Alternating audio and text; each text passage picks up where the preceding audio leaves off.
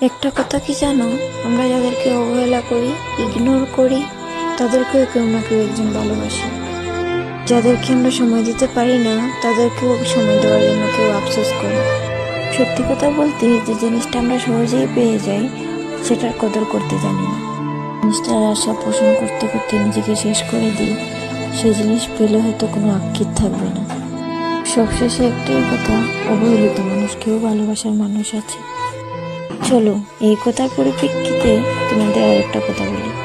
বাস্তবতার অজুহাতে যে মানুষটা তোমাকে অবহেলা করছে, তুমি তাকে বুঝতে দিও না তুমি তার অপেক্ষায় আছো।